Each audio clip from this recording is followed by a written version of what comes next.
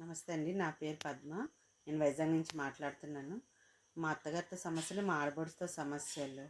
ఇలాంటి జీవితం ఎందుకా అనిపిస్తుంది. వీళ్ళ కోసమే నేను ఇన్నాళ్ళు బతుకుతున్నాను అనిపిస్తుంది. వీళ్ళని వదిలి ఎక్కడికైనా వెళ్ళిపోవాలి అనిపిస్తుంది. నా పేరు లక్ష్మి. మాది వైజాగ్. నాకు తెలిసిన కౌన్సిలర్ ఒకరు ఉన్నారు. నేను వాళ్ళతో మాట్లాడేస్తే సమస్య పరిష్కారం చెప్తాను. నమస్తే అండి. నా పేరు ఝాన్సీ. నేను వైజాగ్ నుంచి మాట్లాడుతున్నాను. మనం ఈ భూమి మీదకి నేర్చుకోవడానికి వచ్చాము. కాబట్టి అటువంటి అత్తగారిని, ఆడపడుచులను ఎంచుకొని కోరుకొని మనమే వస్తాము.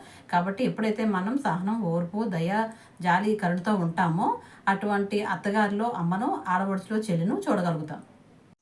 ధ్యానం వల్ల నాలో ఉన్న శక్తిని తెలుసుకున్నాను. జీకే సార్ అందించిన స్పిరిచువల్ ట్యాబ్ల ద్వారా మన వాస్తవానికి మనమే సృష్టికర్తలము. నేను సరిచేసుకోవడానికి అలాంటి వ్యక్తులను కోరుకొని వస్తానని తెలుసుకున్నాను. ధ్యానం వల్ల నేను చాలా సంతోషంగా ఉంటున్నాను.